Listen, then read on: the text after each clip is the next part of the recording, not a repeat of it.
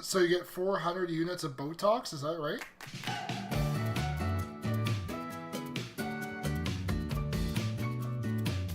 So, what happens is when normally a woman, sometimes a man goes for Botox treatment, they get 10 to 20 units of Botox and it relaxes the muscle and makes them look young and they lose their wrinkles. When I go for Botox, it is for uh, relaxing my muscles, particularly in my shoulders and my thighs. It helps with my spasms. And instead of getting 10 to 20 units, which goes for just over $10 a unit, I get 400 units, which cost just over 1,200 bucks. 300 in my shoulders and 100 in my legs. And 10 to 12 is like the normal amount that people will go and pay for? 10 to 20, yeah. 10 to and 20. I get 400. So the all my workers asked if I could save some for them so they could get their own Botox done. Yeah, I mean, you could spare a So couple units in there, right? Like 10 to 20, that's yeah, not a lot. no, it's good. It does help. I do have a lot of stiffness in my shoulders because and my legs because I don't use them obviously, and I get a bit of rigor mortis essentially, and my muscles just tighten right up, and it's very hard to move me. So the Botox, like, do you yourself notice a difference, or is it a difference that you notice when people are moving you and moving your limbs? It's mostly other people because I don't have any feeling or movement below my armpits. That being said, I do feel stiffness and tightness in my shoulder and shoulders, and I think over a few days I will notice a bit of a change. But for me, I really don't notice. My kinesiologist, who comes twice a week, will notice fairly quickly because he's really quite aware of my situation and what's happening That's with me. interesting. So it does make a difference, yeah. So you get this every quarter, so you get 4 servings of Botox, this huge amount of Botox. Is there, like, I don't know, is there any, like, side effects? Or is there, like, a caution about having that much Botox given to a human? Or is that, like, normal for medical purposes? And it's just, like, people who do it for cosmetic reasons, they've never had this issue. Well, essentially, that's the maximum I'm allowed. So I don't know of any side effects. I'm sure there are, but that's the maximum they'll give me. Interesting. Yeah, I that's... take another. I was just gonna say I take another type of medicine called baclofen that helps with spasms as well and tightness, and I'm at the maximum for that as well. So, anyways, this is That sounds the healthy. rest of my life. Oh, yeah. Excellent. Yeah, Beauty care treatments. You yeah, never thought you'd be getting not at those. all. All right. I wanted to ask you, and I went into your account there to get that video you wanted me to. Yeah. Did you guys get in a Oh, car yeah, accident? someone back-ended us, rear-ended us at a Oh no. stoplight. Uh, all we can see is a small dent in the bumper, and my friend Doug crawled underneath, and there's nothing under there, and there's nothing that he can tell is body damage or frame damage, so we'll let it go. But the lady wasn't that polite about the whole thing. I think she had some other issues, so she didn't want us to call it in at all, but I don't think we will because the damage on the bumper is very minor and Ugh, too much of a hassle. Sad to have a dent in my new one car. and only transportation. Yes, I can't get a loaner like other people, if you know what I mean. No, it's kind of a special edition. Yeah, yeah. We've had to do it once, and it's quite a hassle. So we'll stick with what we've got. Yeah, fair enough. So yeah, the thing I wanted to talk to you about today is just recently, I guess a couple weeks ago now, but recently enough, you passed your 1 year living at home. Is that right? That's correct. It's hard to believe we're still alive after a year. A It's year on your own. it's tough. It's a lot harder than you imagined. It's you go from 24-hour a day care to 0 hours a day care, and it's overwhelming.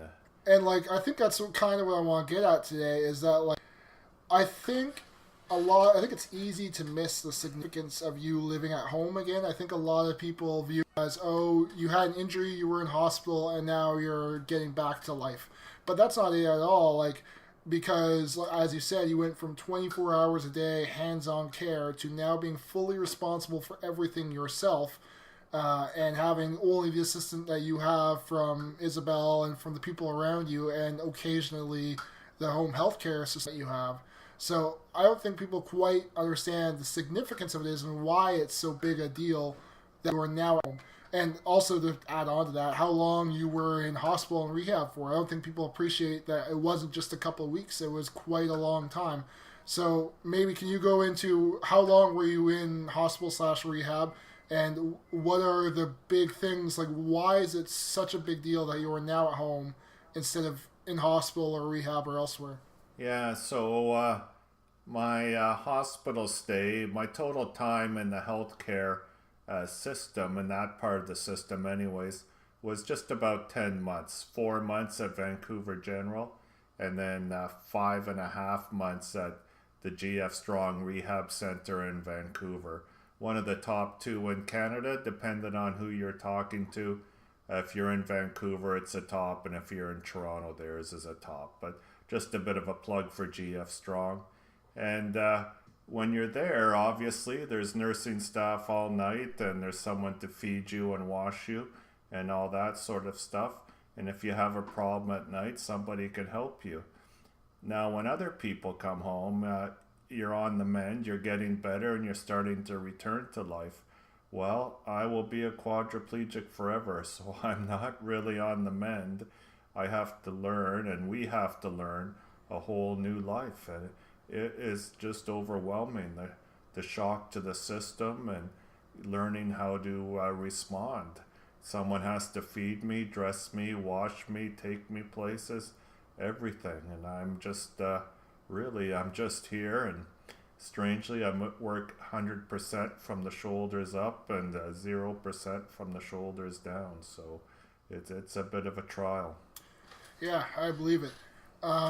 So I guess my next question was going to be, what are your thoughts and emotions? What are your thoughts and emotions about being back at home? So how did you feel when you first came back at home? What were your thoughts and emotions then, and how do you feel now into it? You know, when you come home initially, you think, finally, I'm home and I can start living again. And then I'm lying in bed going, I'm not changing. It's not going to move forward the way you think. We have to adapt and begin a whole new life. It's not at all the same as coming home and carrying on again. I haven't been upstairs in almost 2 years, and our dining room is now my bedroom, and our living room is now my therapy room. I mean, it's a huge change. It's just a little bit overwhelming, and it has been terribly overwhelming for us on some days. Do you feel like now that you're into it, has it become more normal? Have you become adjusted, or do you think you have a long way to go still? Yeah, I think we're starting to really adapt well and move forward. We do have help. We have an au pair from Germany, a wonderful young man named Niels, and he does a lot of my care during the day. And then sadly, Isabel's on the night shift, and I'm probably good 5 out of 6 or 6 out of 7 nights where I don't have any issues and we both sleep. But if I'm having an issue, well, sadly, Isabel's having an issue as well. Mm-hmm. And that's really the hardest part, yeah. Yeah, that you're relying on other people, and if you have a rough night, like you said, they're having a rough night. Exactly. That's, yeah. I don't know if that's ever going to get better. I mean, at least you guys are adjusting. And, I mean, you guys have made leaps and bounds of adaptations since I've been home and stuff. Whenever I come home, you guys have made another huge change to the house to enable you guys to live more comfortably. But what were some of the big things you had to anticipate that you knew you had to anticipate before you got home and prepared for before you got home? The big part was access in the house, so get me around. My wheelchair is quite large because it's fully electric, and I drive it with my head, so we had to make sure all the doors worked. I did not have any sort of ramp out the front initially, so we had a little lift, sort of a small elevator put in the garage to go up the 3 steps, and that's what we used all winter. And we had to change doorways and then take off doors that open and close to sliding doors just so I have space to drive around. So that's just the initial work, and it's ongoing. Yeah, and yeah, I know about the ongoing part. Like I said, every time I'm home, there's a new project in place to help you guys. What were some things you didn't anticipate that you got home and had to deal with as you got there? I think how much effort is required by Isabel to keep me alive. You know, just things like filling up my water jug, which I might bug her here in a few minutes to fill up, and I'll have to text her because all the doors are closed. And then stuff like feeding me, uh, doing my laundry, getting me to my appointments, day to day, everything. It's just never ending. Again, I'm totally helpless, except I can drive around and my mouth and my head work, of all things. Yeah. Yeah, and we're making our best use of those. Yeah, I have no choice. It's all I've got left. Yeah. Yeah. Yeah. So overall, you think you guys are adjusting well, but there's still some changes to be made. So, what are some of your future plans? What are some things you guys are going to work on to adapt better at home? Well, we just put in a shower for me, so our old laundry room is now a laundry and shower room, and our neighbor Jim does all our renovations, and he's a phenomenal. Not only is he such a good worker, a good person, renovator, all that, he's quite an artist as well, very creative. So we've done some excellent work. And our latest is working on the kitchen for me, so I can get around the island and in and out of the kitchen a lot easier. Our fridge sticks out quite a ways and gets in the way, and our counters aren't quite right, so we're going to start changing that next. And then in the spring, we'll start fixing the backyard so I can go out and enjoy the backyard. I cannot get there at all right now, so that'll be our next step. Yeah, so endless steps, as you mentioned, to try and Yeah, endless. it's interesting. I think it's interesting to think about like public access, right? How accessible is the public? And we talked about this before: curb cuts and elevators and entryways and stuff. And like you say, there are good cities and bad cities, but even the good cities, there are endless things they could do to make it better. But it's interesting, like especially in your home where you live, a huge portion of your day, how it's literally endless the things you can do to make it more accessible. Exactly, and we carry on. It's slow but sure. In another couple of years, I think we'll be done. I mean, it is expensive, and fortunately, we do have. Well, we're comfortable, and we're have the ability to earn money, so we're carrying on with it. I don't want to think about it too much. I can't imagine people who are in a worse financial situation and having to deal with the accessibility they just happen to have in their home at the time.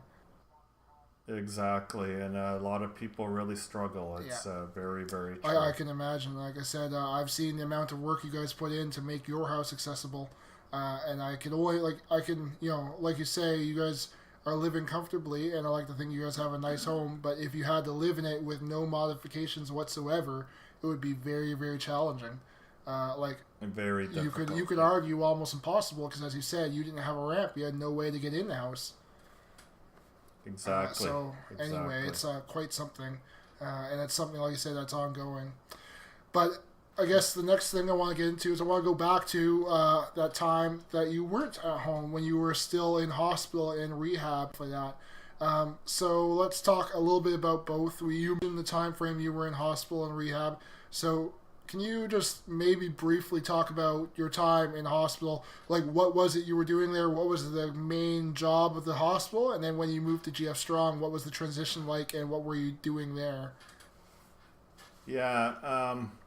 So my time in the hospital is it's I only have funny bits and pieces memories. I mean, I do have very deep memories, but a lot of it I was so ill, and I didn't realize how sick I was until after the fact. And when I first got to VGH, Vancouver General, after returning from Hawaii. I mean, again, I missed the memo that I was supposed to die because it was pretty grim. And so, literally, the first 4 months I spent learning how to breathe and, stabilizing my system and getting my lungs working again and teaching me how to breathe. And if I didn't get my breathing back, I would really be struggling because I wouldn't be able to speak and I wouldn't have enough energy to carry on. So the breathing part was huge, and I ended up getting what's called a diaphragmatic pacemaker, and everybody knows what a heart pacemaker is. Well, you can get a pacemaker to work your diaphragm, to teach your diaphragm to breathe again. And because I lost so much of my muscle, I've lost 26 of 30 vertebrae, the little bits and pieces of my diaphragm had to be trained to work properly. Now, a normal person does not really use their diaphragm the way they should. If you ever look at a speaker or a long distance runner or a true athlete, they'll use their diaphragm. We, as normal people, we don't really need it. We just use our chest muscles. And I've lost the use of almost all my chest muscles, so I had to retrain my diaphragm. Now, a little bit of background, they don't do these surgeries very often. They only did 3 in 2016, and I was one of the three in Vancouver anyways. And of the 3 of them, only 1 was successful, and fortunately I was the guy. So what happened is now I have 2 liters lung capacity. I went from 600 mils, the size of a Coke bottle that you buy at the 7-Eleven, to 2 liters. And to put that in perspective, an average male has almost 4 liters of capacity in their lungs, the size of a jug of milk. So I'm halfway there, 2 liters, which doesn't sound like much. For a guy that doesn't move, it's heaven because it allows me to keep going. And truth be told, I do need an afternoon nap because I do get fatigued. Because to be honest, I run out of air. Yeah, it's an interesting thing to think about. And you kind of breezed over this, but I want to pull you back to it. You mentioned the pacemaker that got you breathing, and that's kind of ultimately what got you over the hump and got you breathing independently. But you spent several months before the pacemaker doing what you called breathing marathons on a ventilator. And so let's talk about that for a second, because this pacemaker sounds like it's the magic thing that got you there. And if anyone was in a similar situation, just give them a pacemaker and problem solved. But that's really not quite what happened. You did a whole heck of a lot training, as you called it, of your diaphragm before this pacemaker came in. And we'll come back to the pacemaker and the interesting thing about it. But so talk a bit about your marathons that you were doing, because that was a huge event when I was there. I remember it every day. You were running these marathons, trying to breathe.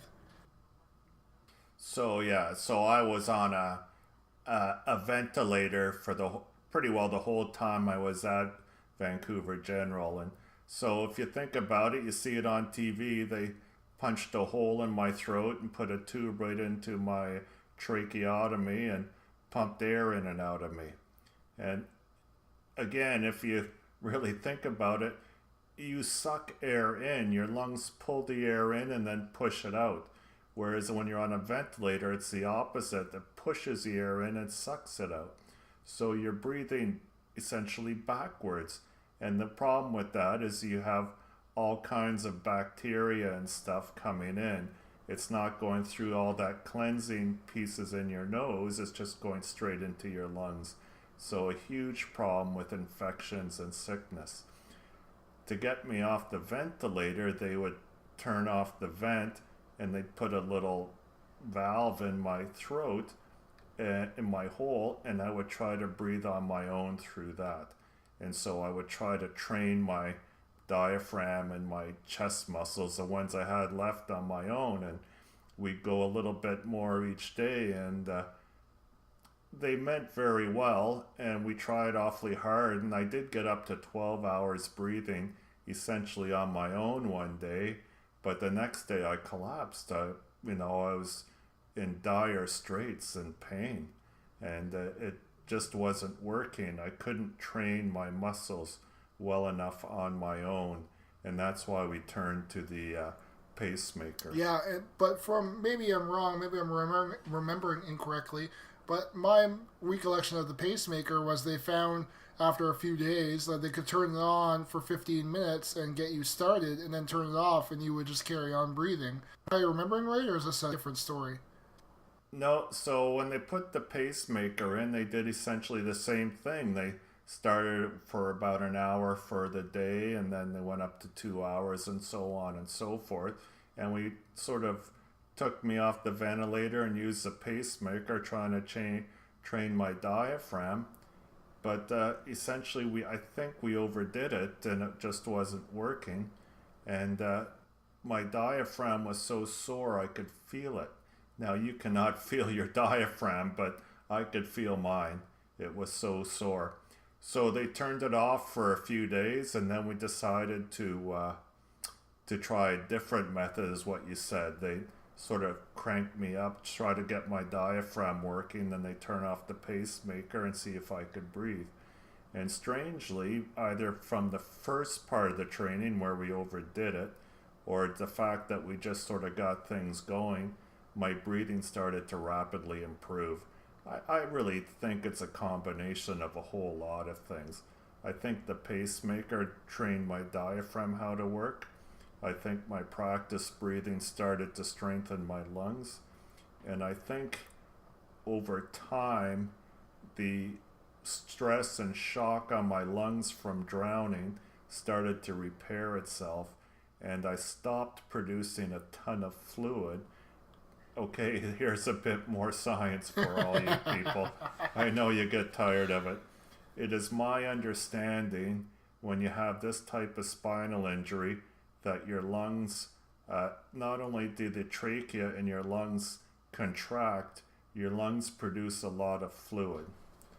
And my physiotherapist at the time, a wonderful woman named Andrea, would come in every day, once or twice a day, and pound on my lungs and help get the fluid out of my lungs. And they would literally stick a little tube down my trach, that valve they put in my throat, and suck fluid out of my lungs. And if it sounds bad, I'll tell you it is. And I not only would it hurt sucking the fluid, as I wouldn't be able to breathe for several seconds.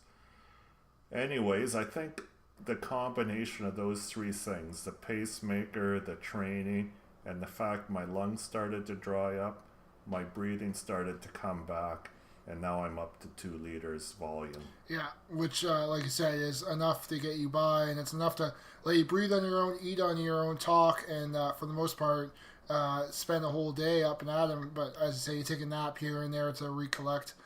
But that was a full 4 months, effectively. Like, there was a lot else going on in the hospital. Like I said, stabilizing and dealing with all the other medical issues. But you spent 4 months actively learning how to breathe, and that was just at VGH. And that's before you went to Gif Strong. So we took a bit of a diversion, but let's talk about Gif Strong now. So let's say you've done your 4 months in VGH and you got through all those battles, and there will be more stories to tell about that, I'm sure. But you go to GF Strong. What is step one? What do they do? How do you start rehabilitating after 4 months of not moving? So, we'll just go back to VGH a little bit. And part of what was happening at VGH was getting me into a wheelchair and starting to drive around. And I mostly just go up and down the ward. That's all I did. We did go out a few times, and mostly just out in front of the hospital. Once we went across the street to the park, and that was just to see green grass, was actually quite nice. But a little bit of that. And the other thing is, we tried doing some sitting on my own on the mat, which is the workout table. They just called it the mat. So it's just a low table with a cushion on it. And they'd use a lift and lift me onto the mat. And I all said, look, I looked like a hairy 3-month-old baby with all these pillows around me and people trying to hold me up. And I couldn't sit and I couldn't breathe. And but that was the beginning. So when I got to GF, I started working on that, and I had 2 hours a day, 5 days a week of sessions, and improving my physical strength, which I don't really have any, but using the little bits I have, and essentially at the end I could stand up now, not on my own by any stretch. I don't have what is called proprioception, the ability to know where my arms and limbs and body is and time and space. I don't have any feeling, any sense below my shoulders. So with a bit of help, if they lean me forward in the right way and then help me at the initial lift, my legs were strong enough to lift myself up, almost stand up straight, and holding my own weight up. Now, I had no balance. They would have to be on either side and keep me from falling over, but I could stand for a minute or so, and then my blood pressure would drop so much I'd have to sit down. But yeah, so we did work on whatever muscles I had, and we also did a tremendous amount of training on picking a wheelchair, picking the seat in the wheelchair, the backrest in the wheelchair, finding a proper mattress for my bed, finding a car, a wheelchair van so I could get around. Just going across the street the first day was overwhelming for me, and we could talk about that one day. Going on the bus, the Sky Train, taking a cab the first day. All that stuff we worked our way through. Yeah, just completely reintegrating into society. Trying to learn how to live again as a quadriplegic, it's pretty overwhelming. Yeah. I want to go back for a second to what you were talking about when you stood up there, because I remember that and I was there for that. And you're pulling it back a little bit because you're right, you can't balance and you had to have some help. But you were standing 100% on your own power, and you were standing straight up. Like, there was no, you were saying, oh, I didn't quite make it. No, we had to convince you at the time as well. I remember, because there's so many people around you that feel what you're doing. But you were able to stand 100% of your own power, and that was quite incredible. And like you said, it's something that came from working every day and doing all the sit-ups on the mat and just small things, and they all kind of accumulated. So that was pretty incredible. That was pretty cool to be there when that happened. Yeah, thanks. It was sort of weird because the therapist that was working with me at the time, a lady named Callista, she was 5'1" if she was an inch, and the only time I really knew I was standing up is when I could hear her speaking, but I couldn't see her because she was quite a bit below me. So yeah. That's sort of a funny story. But I was pretty close to standing up. I could never get my big butt to come all the way in. I have a lot of junk in the trunk. So, that's what I need to hear. Yeah, there you go. You can tell my public that. There. Yeah, that's a good soundbite. No, it was pretty cool, and I've got the video for that. And I'm gonna put that in the show notes there because that was pretty cool, and that was a good day to be there when that happened. Yeah, it was pretty weird, a weird feeling, I have to admit. It must be weird. I think because like you described us a lot when you were there, and because we had to do a lot of convincing, as I said, to convince you that you were standing on your own power. And the weird part is, as you notice, that you can't feel when you are actuating your legs or any other part of your body for that matter. So you have no idea if you're putting effort into standing. I remember when we did get you standing, you would get standing and you'd be stood up and be kind of standing there for a minute or so and working. And we can see you and feel all your muscles clenching and firing, but you have no idea. And then when we finally sit you back down, you would be utterly exhausted. Yeah, I don't have any feeling. I just know after some of these sessions I would be really, really tired. And I've lost the ability to sweat, so I don't really sweat, so I don't really know. But, and I don't have the lung capacity to breathe hard, so I would just be tired. It's a weird, very different, very, very different. Yeah. That was pretty cool, and a lot of cool things happened at Gif Strong. Like I was only there for a week or so, but the Gif Strong, I really liked it, and I know some things, but maybe you can go into a few of them. How was Gif Strong set up differently than VGH? So VGH is an acute care, just trying to get you healthy a GF Strong, you have to have an adequate level of health before you end up there. And then their goal is to try to give you the tools to live and to bring you as far forward physically as you can. And the people there were wonderful. And I, like you said, standing up, I never would have thought I would have hardly be able to get into a chair, but I could sit by myself, I could stand up, helped Isabel with things like transfers, and just a better feeling of well-being, and then giving me the tools to at least start living in the community again. It's pretty tough. It's always an uphill battle, but you made leaps and bounds of progress while at rehab there, and that was incredible. And some of the people I got to meet just by nature of being there with you was incredible. And the people are incredibly inspiring, I found that. There were a handful of exceptions, but pretty much everyone there was just so wildly optimistic and happy to be there. It was really kind of, at least for me, intoxicating just to have everybody so excited to be there and to be learning how to stand and learning how all sorts of stuff. It was incredible. Anyway. Yeah. I just want to say for people wanting to go into that rehab care, it's a very intimate and a very close care because you're dealing with your clients very, very tight situations. How do I say this? I mean, my therapist would hug me and grab me and move me around just because they'd have to use their body mechanics to move me. And then my care is very, very personal from the staff, and they really have to want to be there, and they did, and it really, really made a difference. Yeah, every single staff member there was incredible. Like I said, they were wildly optimistic, but so were the clients, and they said that a lot too. The staff said a lot that the rehab is only as good as you want it to be, that if you're not working, that nothing is going to improve. And they loved you because you're the optimistic type, despite what you may say. And you do work hard. You worked really hard at everything. And you wanted to get better, so that helps. But it can be very easy to fall at kind of pit of despair and just lose the motivation. Very easy. Very, very easy. It's very difficult. I can imagine. Maybe we'll get into another day because that's a whole other can of worms we can talk about. But GF Strong was incredible for that. And I remember the other funny thing I remember from GF Strong, because I remember you doing, so you had your on the mat physio workouts that you would do, but you also had lots of, I'm going to say random, but that's not the right word, but you had different treatments you would do to take care of your body. You do different stretching techniques and stuff like this, but along with the Botox that we were talking about earlier in the episode, I remember you were doing the hot wax treatments, and that was really funny.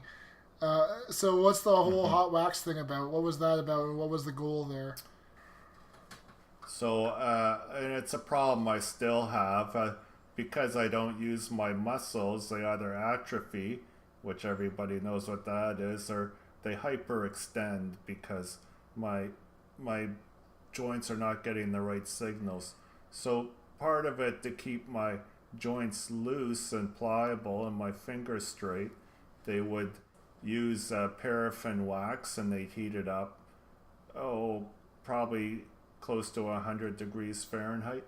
I have no idea because I don't feel, but it was hot, and you would put your hands on one layer of wax, and then they'd put another layer on top, and that the heat would be very good for your hands, my joints. And that's what they would do, and that would take about a half an hour until the wax cooled, and just before it solidified, they'd take it off, and we'd be on our way again.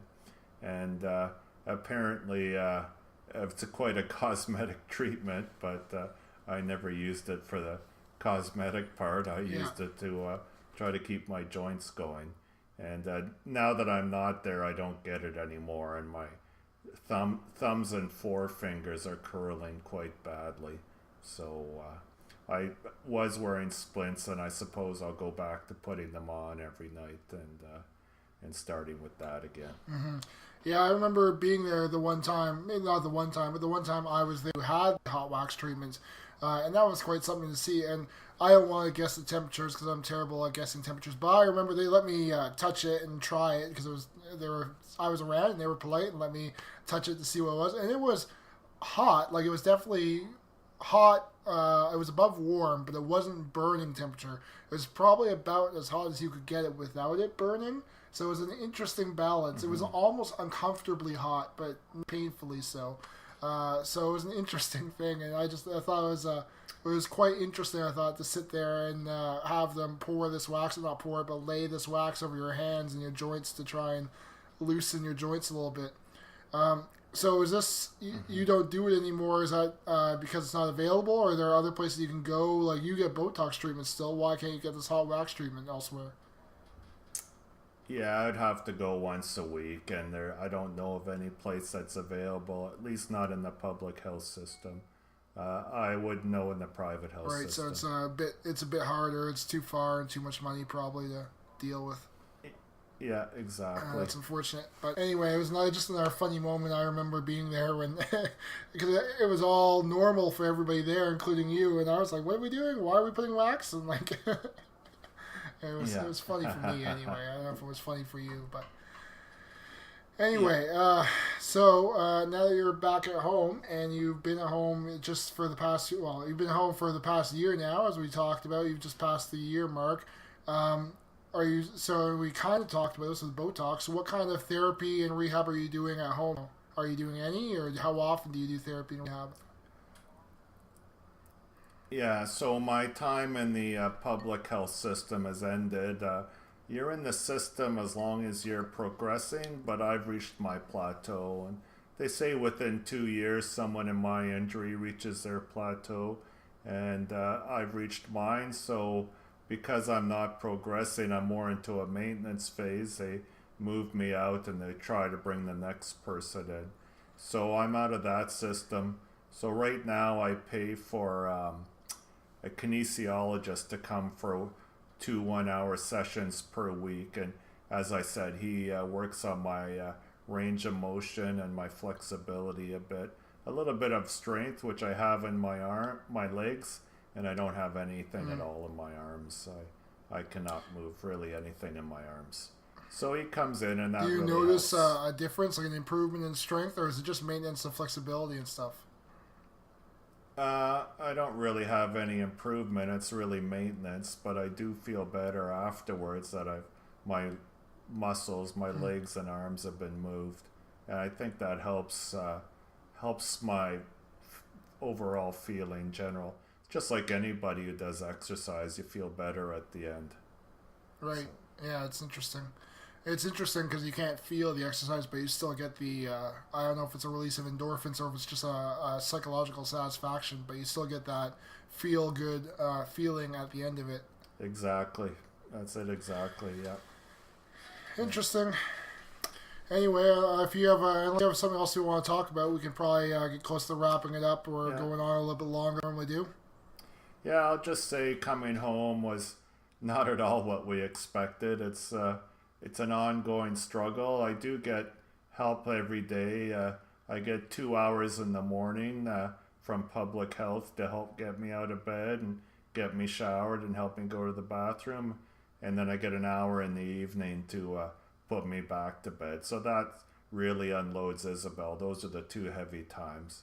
And other than that, we are learning to live. And again, she's always there to help me. So one day she'll be doing her, she'll be the guest speaker and doing her time on the podcast. Oh, absolutely. We're going to have her on in one of these episodes one day here. She's got a lot to say, and she deserves to say it all. Because like you say, she really carries the brunt of the weight and keeps both of you moving forward.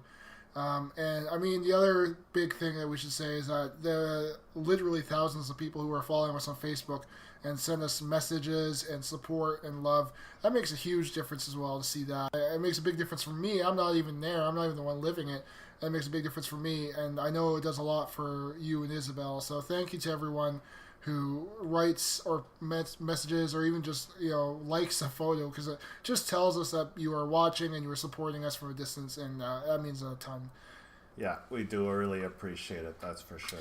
Yeah. Anyway, we'll begin wrapping it up here. So if you're just joining the podcast and you don't know much about us, some places you can find us. You can follow Jim on Facebook on Jim Ryan Through Life on Facebook.